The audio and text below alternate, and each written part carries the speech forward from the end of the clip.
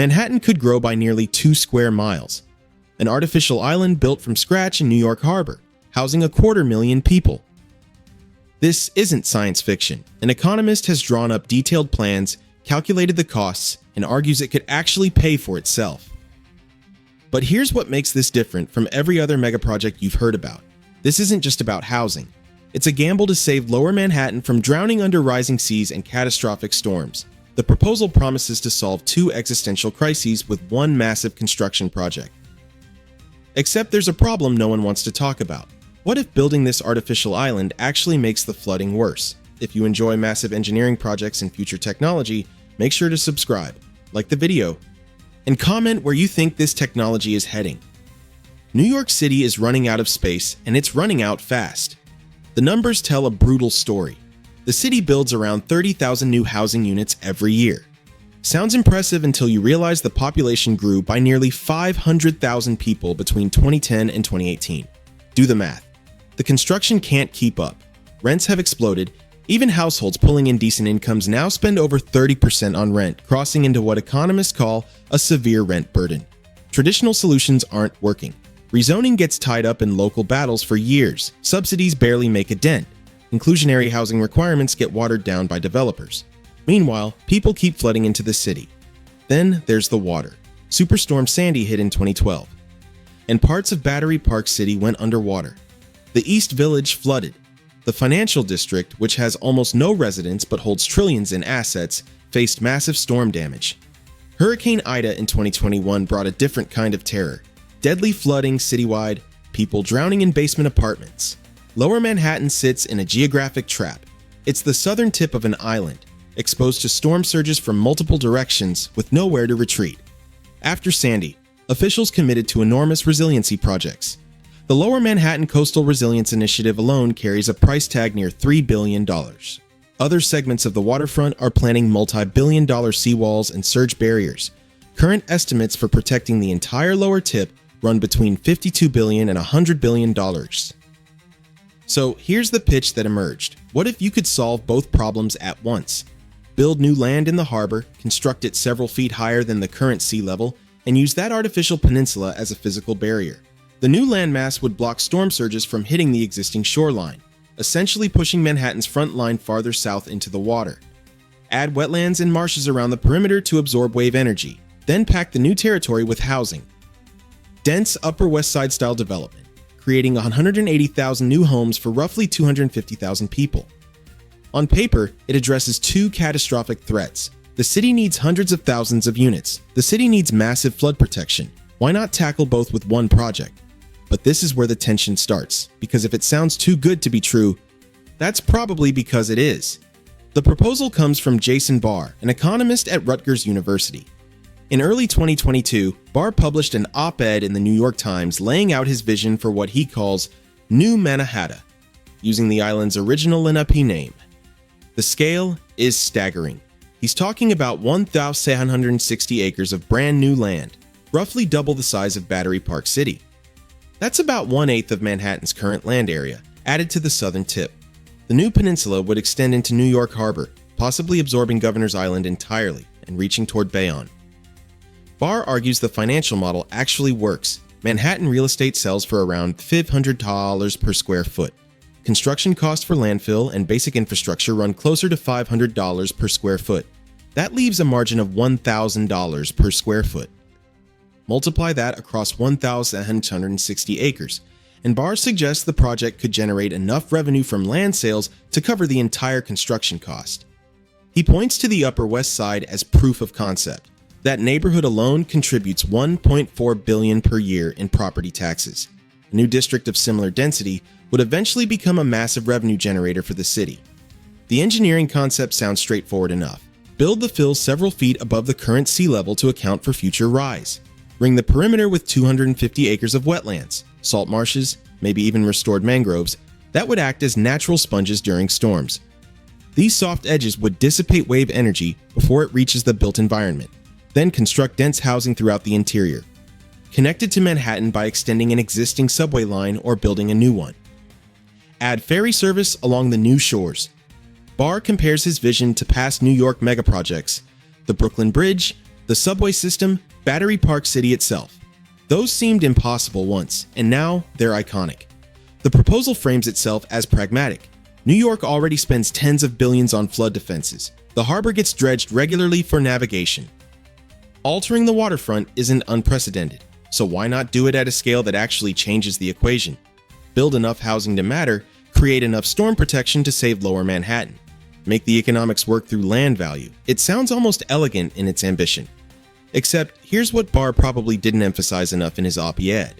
This exact idea has been proposed before. Multiple times, over more than a century. And not one of those proposals ever moved past the drawing board. If this surprised you, hit like so more people see this. In 1911, an engineer named T. Kennard Thompson unveiled plans for what he called a really greater New York.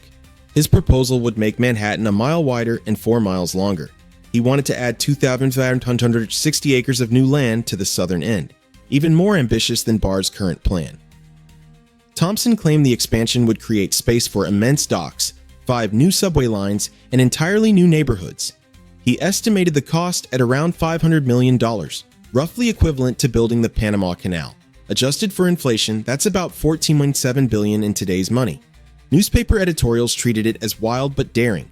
The public was intrigued. Thompson even expanded his vision over the following years, proposing to dam the East River and create a massive new bay for ocean liners. But none of it happened. The plans gathered dust. No funding materialized, no political coalition formed behind it. The proposals were dismissed as fanciful, too expensive, too complicated. Manhattan stayed the size it was. Fast forward a century. In 2011, Columbia University architect Vishaan Chakrabarty proposed something similar, but smaller. He called it LoLo, Lower Manhattan. The idea was to use landfill to connect Manhattan to Governor's Island, adding roughly 452 acres along the southern shore. About half the area Barr now envisions. Chakrabarty pitched it as a way to build between 125,000 and 200,000 new housing units while creating 100-year flood protection. The timing seemed right. Sandy was still fresh in everyone's mind and housing costs were skyrocketing. But the response was immediate skepticism. Commentators pointed out that construction costs in New York are astronomical. Regulations governing any changes to the harbor are incredibly strict. Environmental reviews would take years, maybe decades. One analysis bluntly summarized the challenges: cost, regulations, and potential environmental damage. The proposal never gained traction. No elected official championed it. Community boards weren't interested. LoLo joined Thompson's 1911 vision in the archive of beautiful ideas that go nowhere. There's a pattern here that's impossible to ignore. For over 100 years, smart people have looked at Manhattan's southern tip and thought, we should just build more of it. The engineering seems achievable, the financial case can be made, the need is obvious, and yet, not one harbor extension has moved past drawings. Not one shovel has hit that harbor floor. Not one permit has been issued. The plans come out, generate some press coverage, and then vanish. So what makes anyone think this time will be different? What has changed that would allow a project rejected for a century to suddenly become viable? The answer might be nothing, or the answer might be that the crisis has finally become desperate enough.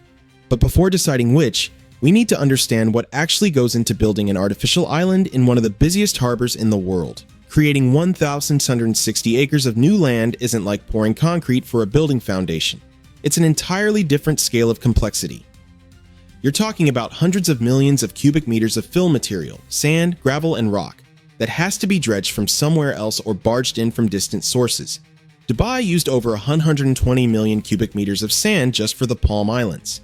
Singapore has been doing this constantly since 1965, adding 22% to its land area. The physical act of moving material is proven technology. Dredgers exist, barges exist. The question isn't whether you can pile sand in the water. The question is what happens after you do. Every single load of fill must be compacted to create stable ground. Engineers use a process called vibrocompaction, massive vibrating probes that densify the sand so it won't liquefy under the weight of buildings. Without this step, the first earthquake or even heavy rain could turn your artificial island into quicksand. Dubai's engineers had to do this for the Palm Jumeirah. Even then, you're building on what's essentially a giant sandcastle. Beneath that sand lies soft harbor silt. Every building would need deep pilings driven down to bedrock, dramatically increasing construction costs. We're not talking about regular pilings. These would need to go through dozens of feet of compacted fill, then more feet of silt before hitting something solid. Then there's the infrastructure. How do you get utilities across the water gap? Power lines, water mains, sewage systems, all of it has to cross from the existing island to the new one. The proposal mentions extending a subway line. Do you understand what that means? Building a rail tunnel under the harbor. Then under the new fill, connecting to the existing subway grid. The 2nd Avenue subway took 85 years from initial planning to opening its first segment, and that was just running a line up the east side of Manhattan. Now imagine boring underwater, dealing with water pressure, coordinating with maritime traffic, and ensuring the tunnel doesn't compromise the structural integrity of either landmass. Water management creates another nightmare.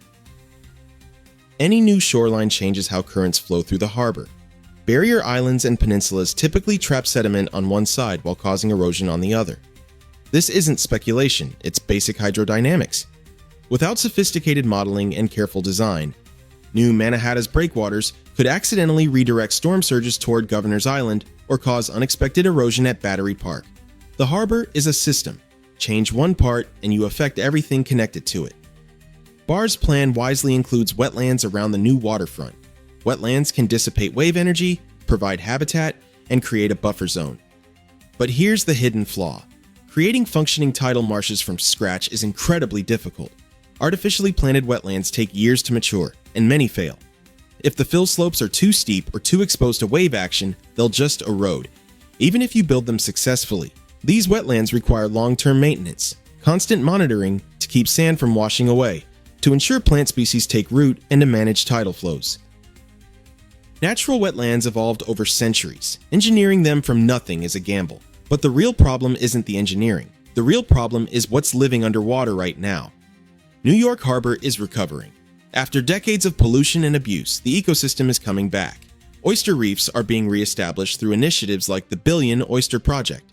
Finfish populations are rebounding, marine mammals occasionally appear, the water quality has improved dramatically. It's still not pristine. This is an urban harbor with constant maritime traffic, but it's healing. And now there's a proposal to destroy a significant portion of that progress. Landfill doesn't just cover water, it eliminates everything living on the harbor floor. Benthic habitats, the bottom-dwelling communities of worms, clams, crabs, oysters, would be buried under millions of tons of sand. These organisms are the foundation of the aquatic food web. They filter water, provide food for fish, and stabilize sediments. Wipe them out across 1,260 acres, and you're removing a critical piece of the ecosystem. The impact doesn't stop at the fill boundary. During construction, dredging, and sand dumping would create massive sediment plumes. These clouds of suspended particles spread through the water, smothering habitats for miles. Anything that can't swim away, corals, seagrasses, oyster beds, gets buried alive. We've seen this happen elsewhere. The Palm Jumeirah in Dubai became a case study in unintended consequences. When construction began in 2001, engineers focused on creating the iconic palm shape. They didn't fully account for how that shape would alter ocean currents. The result was catastrophic for nearby ecosystems. Beaches adjacent to the palm experienced unexpected erosion as currents shifted. Coral reefs suffered severe damage, with entire sections dying off. The project created 56 kilometers of new coastline, but at the cost of destroying natural coastline elsewhere. Research documented the damage extensively, and Dubai has spent years trying to mitigate it. The Maldives offers an even starker warning. This island nation is racing to reclaim land on dozens of atolls, driven by rising sea levels and tourism demand. Officials frame it as survival. The country needs space as the ocean encroaches. But scientists studying these projects have documented massive environmental damage. Dredging operations grab sand from coral lagoons, devastating reef health. Seagrass beds get buried. Fish populations collapse in affected areas. One researcher studying Maldivian reclamation put it bluntly. Once you start to interfere with the reef atoll ecosystem, you're sort of failing them. The coral dies, the ecosystem shifts, and often the reclaimed land doesn't even get used. Some plots sit as white deserts of sand years after construction. Here's the devastating irony of the new Mannahatta proposal. BAR argues for building wetlands and marshes as natural flood protection. These would be artificial ecosystems, created after construction finishes. But to build them, you first have to destroy the natural shoreline that currently exists. Most of the proposal area is an underwater harbor right now. It has its own ecology: oyster reefs, eelgrass, and bottom habitats. The plan eliminates those natural systems to later construct a sanitized, engineered version of nature on top of the ruins. Environmental advocates have pointed this out repeatedly. If the goal is climate resilience through natural infrastructure, why not just restore and protect existing wetlands elsewhere? There are degraded marshes up the Hudson River, along the New Jersey coast, and throughout Jamaica Bay. Restoration would be far cheaper and ecologically beneficial. Instead, the proposal displaces nature and then claims credit for recreating it. And there's a regulatory dimension that can't be ignored. In the United States, filling navigable waters requires approval from the Army Corps of Engineers under the Clean Water Act and Rivers and Harbors Act. A project this size would trigger intensive environmental impact statements at the city, state, and federal levels. We're talking about years of study and public comment. Environmental groups would almost certainly file lawsuits before construction even begins. Concerns about wetlands destruction, endangered species like the Hudson River terrapin turtles, and impacts on maritime traffic would all become legal battlegrounds. Comment below if you think this project will succeed or fail. The harbor is also incredibly busy. Shipping channels crisscross the area. Anchorages, tunnels like the Holland Tunnel, path train tubes, all of this infrastructure already exists in the water. Barr's map seems to absorb Governor's Island entirely and extend toward Bayonne. That might conflict with harbor traffic lanes or the Bayonne Bridge's clearance requirements. Every ship captain navigating the harbor would need updated charts. The Coast Guard would need to approve changes to navigation routes. Pilots who guide massive container ships would have to learn a completely different harbor geography. Nothing in physics prevents building on land here, but practically it requires massive environmental mitigation efforts that could drag on for decades. And even if approvals came through, the ecological damage would be permanent. Here's a simple question: who's paying for this? The New York City and state governments have not prepared any budget allocations for a harbor fill project. No mayor has formally endorsed it. Eric Adams, the current mayor, focuses on smaller scale measures: upzoning, affordable housing targets, and converting office buildings. There's no new Manhattan Commission in Albany. No governor has championed it. No city council members have introduced legislation. The proposal exists in academic papers, op-eds, and media coverage. It doesn't exist in any actual policy document or budget line.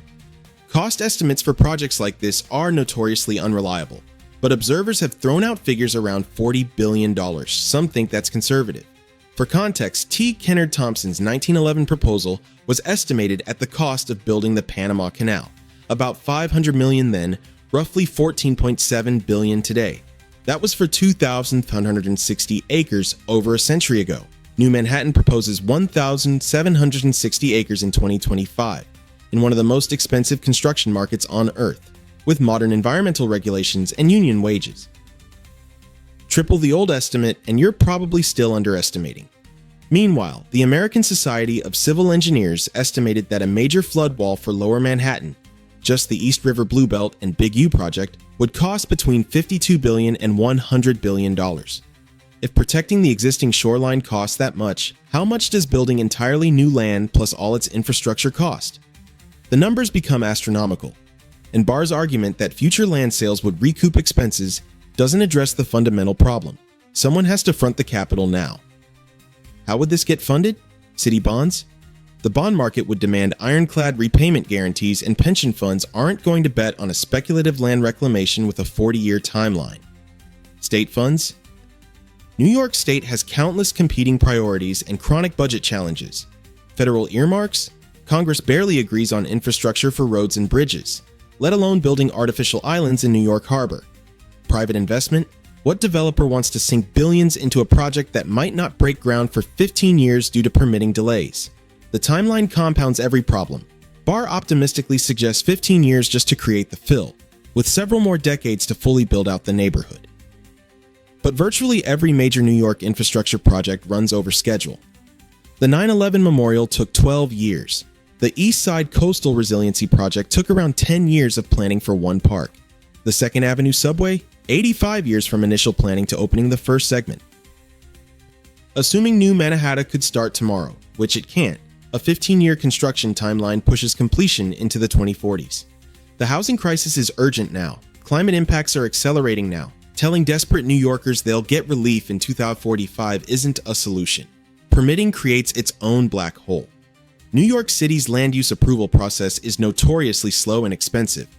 A recent analysis in City Journal documented how businesses and developers commonly wait months or even years to obtain approvals from different agencies.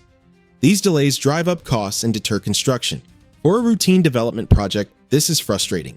For the largest urban reclamation project in American history, the approvals would involve the City Planning Commission, multiple city agencies including parks and buildings, state agencies handling coastal zone management and environmental conservation, the Army Corps of Engineers, the federal EPA, and probably the Coast Guard. Each agency has its own review process. Each faces pressure from advocacy groups. Each could be targeted by lawsuits. Environmental impact statements alone could take 5 to 10 years. Public hearings would stretch on endlessly as community groups, environmental advocates, maritime unions, and neighborhood associations all demand their say. And this is New York. Lawsuits are guaranteed. Any group opposed to the project could file suit claiming inadequate environmental review, violation of the Clean Water Act, harm to endangered species, or impacts on existing neighborhoods. Courts move slowly. Appeals take years. By the time all permits were secured, if they ever were, we could be well into the 2030s before breaking ground. There are also deep political controversies about land use. Many New Yorkers are deeply suspicious of big concrete solutions to problems. Environmental justice advocates argue that spending tens of billions on an artificial island would divert resources from affordable housing in struggling neighborhoods that need help now. Residents of existing waterfront communities in Brooklyn, Jersey City, and Staten Island might oppose changes that affect their views, sunlight, or access to open space. NIMBYism, not in my backyard, has killed smaller projects. Imagine the opposition to reshaping the entire Southern Harbor. Subscribe if you want more deep dives into future megaprojects. History shows how difficult this is. Sections of the community and press immediately ridiculed both Thompson's 1911 plan and Chakrabarty's 2011 Lolo proposal as impractical or elitist. Even Bloomberg's modest Seaport City environmental review for about 40 acres faced fierce resistance and ultimately went nowhere. No Lower Manhattan extension has ever moved beyond the conceptual stage. The pattern suggests that achieving political consensus on a new artificial neighborhood is nearly impossible in New York's fragmented governance structure. Financing presents yet another puzzle. Barr claims Manhattan land is so expensive that selling or leasing new parcels at market rates could finance the fill and infrastructure. He points to the Upper West Side generating $1.4 billion annually in property taxes. Quote, but this assumes the city could market hundreds of thousands of new units without crashing prices elsewhere. Basic economics says that dumping a massive new supply on the market affects prices. If New Mannahatta adds 180,000 units, that might actually cool housing values across Manhattan. Reducing the tax revenue Barr's model depends on. Moreover, if parts of New Mannahatta are set aside as public open space or wetlands, as Barr plans with 250 acres, the taxable acreage shrinks significantly. Parks don't generate property taxes. Wetlands don't generate property taxes. The revenue model assumes dense development across most of the new land, but political pressure would demand public amenities, affordable housing set-asides, schools, and firehouses. Each reduces the developable footprint. And even if future tax revenue looks great on a spreadsheet, the city needs capital up front. Bonds must be issued and repaid long before the first resident moves in. Interest accumulates. Construction overruns inflate costs. The project becomes a debt burden for a generation. And if it fails or stalls halfway through, as Dubai's World Islands did after 2008, the city is left holding worthless landfill and crushing debt. The political reality is brutal. Any project this grand requires unprecedented leadership and coalition building. To date, no New York leader has signaled a willingness to stake their career on New Mannahatta. Without that champion, the proposal remains a thought experiment. New Yorkers don't need to look at Dubai or Singapore to understand the risks of building on landfill. The cautionary tale is already written in Queens. In the 1930s and 1940s, Robert Moses, the infamous power broker who reshaped New York, proposed filling marshes in Jamaica Bay and the Rockaways for parks and housing. Some of those plans never happened, but others did. Parts of Queens were built on landfill, turning wetlands and garbage dumps into residential neighborhoods. Today, those areas, Broad Channel and parts of the Rockaways, are the most flood-prone neighborhoods in New York City. When Superstorm Sandy hit in 2012, these communities were devastated. Houses flooded, infrastructure failed. Broad Channel now has the highest proportion of repeat flood insurance claims in the entire city. Residents live in constant fear of the next storm. The neighborhoods that were supposed to expand New York's livable space became disaster zones. If landfill could be done flawlessly, why did previous projects become flood magnets? The answer lies in the fundamental problem of building on soft, reclaimed land in a coastal environment. The fill settles over time. Drainage is poor. The land sits at low elevation, often just barely above sea level. When major storms hit, these areas are the first to go underwater and the last to dry out. Critics of New Mannahatta point to Moses' legacy as a warning. Willie Blackmore, writing in Curbed, sarcastically calls the New Mannahatta proposal galaxy brain, internet slang for ideas that sound brilliant but are actually absurd. Blackmore argues that adding 178,000 housing units on a new landmass, while simultaneously claiming it will solve climate change, is an outsized bet on the future. His key point: the only good idea in Barr's scheme is the wetlands and marshes as flood buffers. Adding a whole new city on top of that is where the plan goes off the rails. Blackmore writes, "The only thing we should be building onto the edge of Manhattan are wetlands, marshes, and other soft-edge shoreline habitats, not concrete sprawl filled with luxury condos." In his view, if flood protection is truly the goal, spend the money on natural infrastructure or traditional barriers. Don't gamble on an artificial island that could replicate the failures already visible in Queens. The parallel is devastating. If building on landfill worked perfectly, Broad Channel wouldn't be drowning. The Rockaways wouldn't be losing residents to repeated flooding. But they are. And those neighborhoods were built with far less ambition and complexity than New Mannahatta proposes. Scale up that failure to 1,760 acres, and the potential for disaster multiplies. There's also a deeper irony. The New Mannahatta proposal claims it will create wetlands around the perimeter to protect against flooding. But those wetlands won't exist until after construction. Currently, the proposal area is an underwater harbor with its own natural shoreline ecosystems: oyster reefs, eelgrass, and benthic habitats. Building the island means eliminating those natural buffers. The plan destroys existing ecological protection to later engineer an artificial replacement. And if the artificial wetlands fail to establish, erode, or don't function as intended, then you've destroyed the original defense and gained nothing. Environmental advocates consistently make this point. If the goal is climate resilience, restore natural marshes elsewhere, up the Hudson, along the New Jersey coast, in Jamaica Bay. These areas already have degraded wetlands that could be brought back to life at a fraction of the cost. The ecological benefits would be real and immediate. Instead, New Mannahatta proposes spending tens of billions to destroy natural habitat, build an artificial platform, and then try to recreate nature on top of it. The logic doesn't hold up. Housing analysts add another layer of criticism.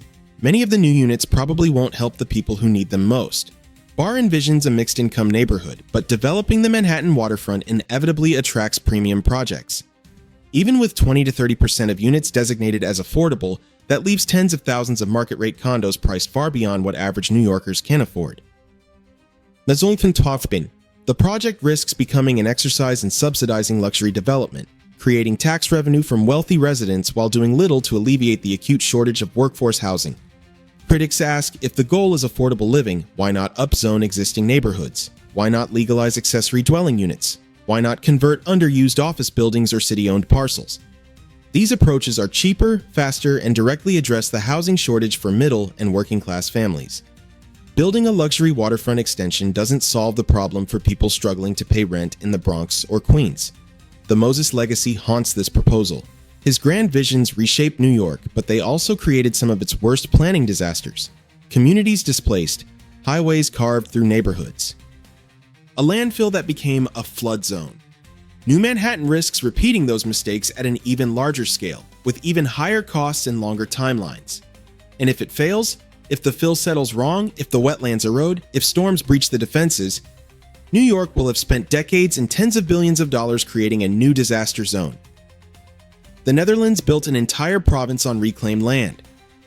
Flevoland spans 374 square miles, vastly larger than Manhattan, and was created through decades of carefully coordinated national effort. The Dutch turned the Zuiderzee into Lake IJsselmeer and added about 1,250 square kilometers to their country. Today, roughly 26% of the Netherlands sits below mean sea level, protected by an intricate system of dikes, pumps, and flood management infrastructure. This is engineering at a civilizational scale. It works. Millions of people live safely on land that was once the seabed. But here's what people forget about the Dutch example. It was done under unified national government coordination. The Delta Works and Zuiderzee Works were multi-decade public programs with specialized expertise, clear flood control motives, and unwavering political commitment.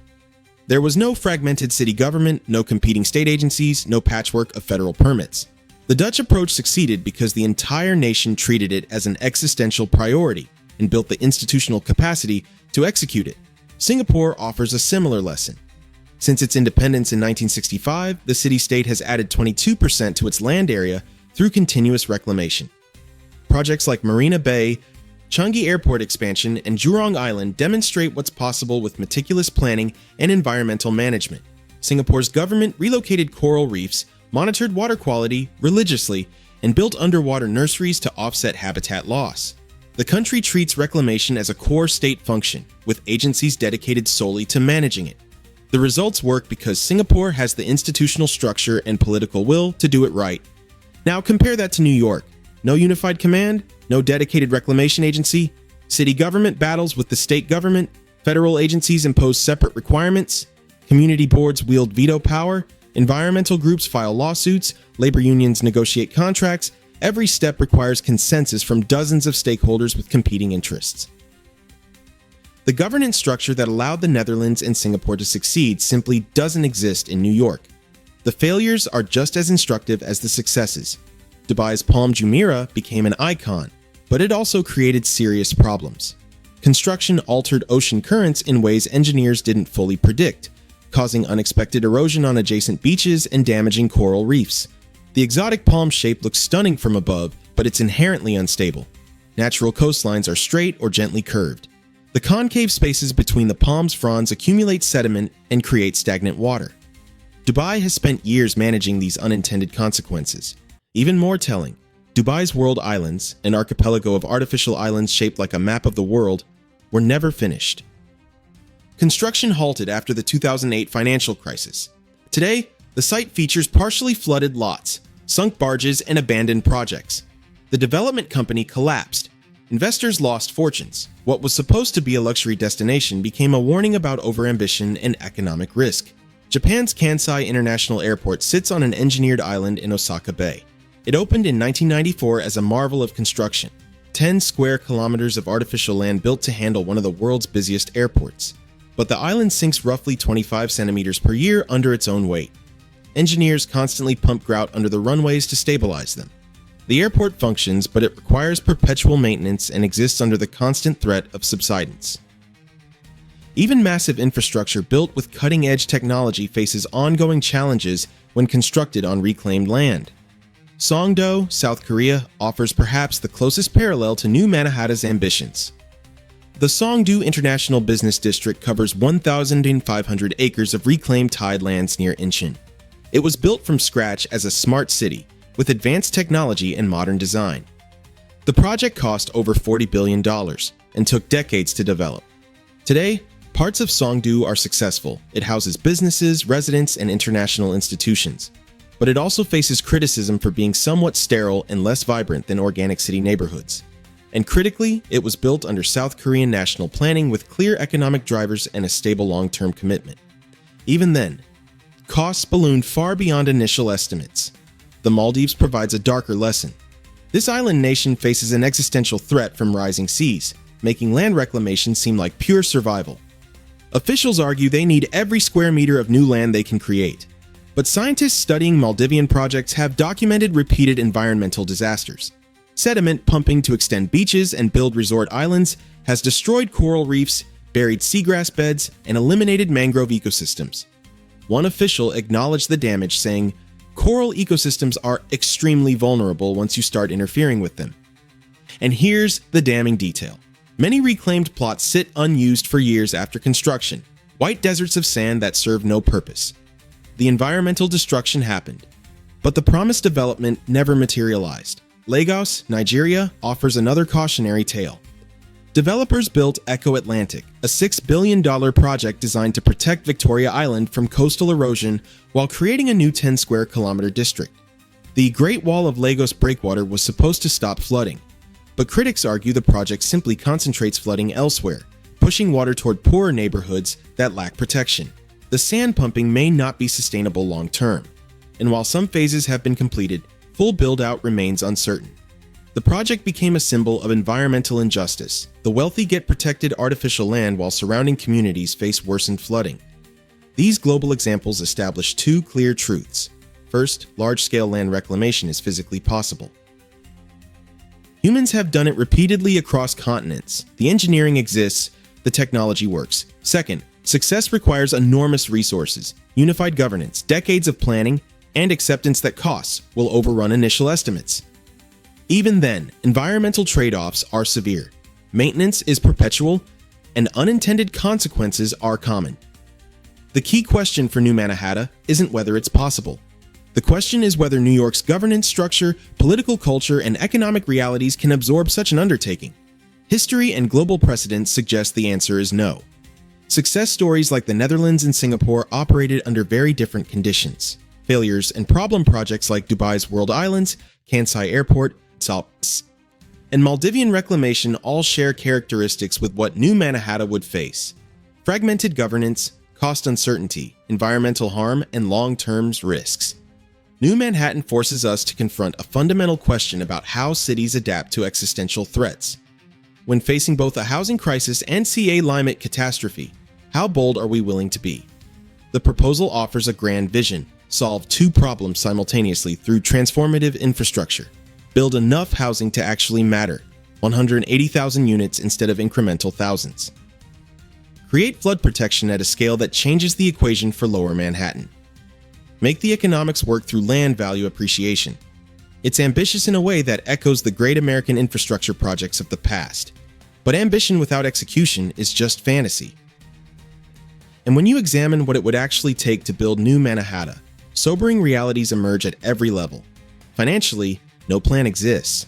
Conservatively estimating construction at $40 to $60 billion or more, there's no identified funding source. City bonds require repayment guarantees that depend on speculative future land sales. State budgets face countless competing priorities. Federal earmarks are nearly impossible for a project this localized and controversial.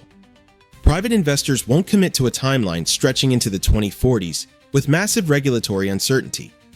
Barr's argument that land values will offset costs doesn't solve the fundamental problem. Someone must front tens of billions right now, and there's no mechanism in place to do that. The timeline makes the financial challenge worse. Future tax revenue from a fully developed New Mannahatta might look impressive on paper, but that revenue arrives in 2050 or beyond. Bonds issued today accumulate decades of interest, and we know from experience that municipal budgets can't wait that long for payback. Cities need schools, subways, and social services now. Locking up capital for half a century in a speculative landfill project means forgoing other investments that could help today's residents. Politically, the absence of champions is telling. No mayor has endorsed this. No governor has signaled support. No city council members have introduced legislation. The proposal lives in academic papers and media coverage, not in actual policy. To become real, New Mannahatta would need unprecedented coalition building, unifying city agencies, state regulators, federal bureaucrats, community boards, environmental groups, labor unions, and waterfront residents behind a single vision. New York's governance structure makes that nearly impossible. The city can barely agree on bike lanes. Expecting consensus on a $60 billion artificial island is a fantasy. Regulatory hurdles compound the political challenges. Permitting would involve the City Planning Commission, Parks Department, Buildings Department, State Coastal Zone Management, Department of Environmental Conservation, the Army Corps of Engineers, EPA, and Coast Guard. Each agency has separate review processes. Each faces pressure from advocacy groups with their own agendas. Environmental impact statements could take a decade. Public hearings would drag on endlessly. Lawsuits are guaranteed. Environmental groups, community organizations, and maritime interests all have grounds to challenge the project. Courts move slowly. By the time all permits were theoretically secured, we'd be well into the 2030s. And that's before breaking ground. The environmental consequences present perhaps the most intractable problem. Building New Mannahatta means destroying 1,760 acres of the harbor floor ecosystem. Everything living there, oyster beds, benthic organisms, fish habitat, gets buried under millions of tons of sand. Sediment plumes from dredging would spread for miles, smothering additional habitat. The proposal promises to build wetlands afterward, but that requires eliminating the natural shoreline that exists now. You destroy actual ecological function to create an engineered replacement that may or may not work. Scientists studying similar projects worldwide consistently warn about this trade-off. Once you interfere with these ecosystems, recovery is uncertain at best. And there's a cruel irony embedded in the climate resilience argument. The plan claims wetlands and elevated land will protect Manhattan from flooding. But Queens neighborhoods built on Robert Moses landfill in the 1930s and 40s are now the most flood-prone areas in the city. Broad Channel has the highest rate of repeat flood insurance claims. The Rockaways were devastated by Sandy. If previous landfill projects became flood magnets rather than flood protection, what makes us think scaling up to 1,760 acres will somehow reverse that pattern? The Moses legacy suggests we might spend $60 billion creating a new disaster zone rather than solving the problem. Even if the project succeeded technically, it might fail socially. Who actually benefits from New Mannahatta? Barr envisions mixed-income development, but the Manhattan waterfront inevitably attracts luxury projects. Even with affordable housing mandates, the majority of units would likely be market-rate condos far beyond what struggling New Yorkers can afford. The project risks becoming another enclave of wealth, while doing little for families facing rent burden in the Bronx, Queens, and outer boroughs. Housing advocates consistently argue that upzoning existing neighborhoods, legalizing accessory units, and converting underused buildings would deliver affordable housing faster and cheaper. New Manhattan addresses supply at a grand scale, but potentially for the wrong income brackets. The opportunity cost is staggering. Every billion spent on landfill is a billion not spent on subways, schools, affordable housing renovation, or existing flood barriers. New York faces immediate needs across every category of infrastructure. Locking up resources in a multi-decade megaproject means neglecting urgent problems today. And if the project stalls halfway, as Dubai's World Islands did, the city is left with wasted money, unused landfill, and crushing debt. There's also the timeline mismatch with the crises it claims to solve. The housing shortage is acute now. Climate impacts are accelerating now. Telling desperate residents they'll get relief in 2045 or 2050 is not a solution. It's a promise to future generations while current New Yorkers suffer. Incremental approaches, upzoning, reformed permits, targeted flood barriers might lack the grandeur of building a new island, but they can deliver results in years rather than decades. The comparison to successful megaprojects elsewhere reveals why New Mannahatta faces such long odds. The Netherlands built Flevoland under unified national coordination with clear existential motivation and institutional capacity built over generations. Singapore reclaims land constantly, but with a centralized government, dedicated agencies, and meticulous environmental management. New York has none of that. Fragmented governance, competing stakeholders, slow permitting, and fierce local opposition characterize every major infrastructure proposal. The conditions that allowed success elsewhere simply don't exist here. So where does this leave us? New Manhattanus. Brilliant as a thought experiment. It forces important conversations about housing density, climate adaptation, and whether incremental solutions are sufficient for existential threats. But as a practical proposal, it faces obstacles at every level: financial, political, regulatory, environmental, and social. No funding, no champions, no clear path through permitting. Massive ecological harm, uncertain benefits for those most in need. A timeline that pushes solutions decades into the future while crises demand action now. The real question isn't whether we can build an artificial island in New York Harbor. The technology exists. Humans have reclaimed land at even larger scales elsewhere. The question is whether we should, given the alternatives and trade-offs. And the answer that emerges from expert analysis, historical precedent, and global case studies is probably not. The costs are too high, the risks too severe, the timeline too long, and the benefits too uncertain. Which brings us to the unanswered question that will define the next 2 decades. If New Mannahatta represents the bold, transformative approach and incremental reforms represent the cautious, practical approach, which path will New York actually take? In 20 years, will we regret not pursuing something this ambitious when we had the chance? Or will we look back, relieved that we didn't gamble tens of billions on an artificial island that could have failed catastrophically? The choice matters, because climate change isn't waiting. Sea levels are rising, storms are intensifying, the housing crisis is getting worse. New York needs solutions, and it needs them soon. But the wrong solution, executed poorly, over budget, with unintended consequences, could be worse than incremental progress. What happens if sea levels rise faster than predicted and we've Afi to do things this bold? Lower Manhattan floods repeatedly. The financial district becomes uninsurable. Communities are displaced. The cost of inaction could be catastrophic.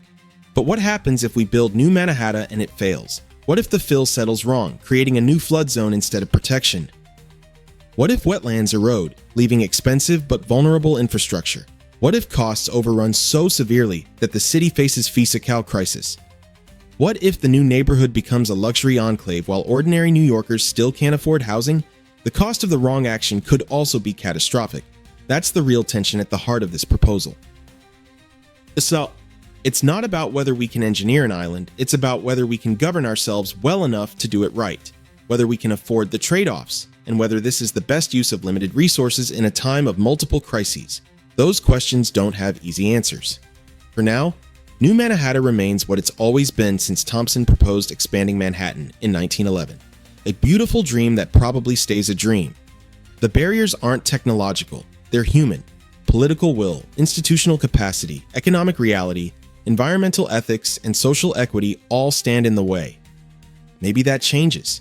Maybe a future crisis becomes so severe that the impossible becomes necessary. But based on everything we know about how New York operates, how megaprojects unfold, and what's happened to similar proposals worldwide, the most likely outcome is that New Mannahatta joins the long archive of grand visions that never made it past the drawing board. The next decade will reveal whether incremental adaptation is enough, or whether we'll wish we'd been bolder. Either way, the choice we make now, or the choice we make by not choosing, will shape Manhattan's future for generations. If you want more stories about the technology shaping our future, subscribe to Next Blueprint, like the video, and let us know your thoughts in the comments.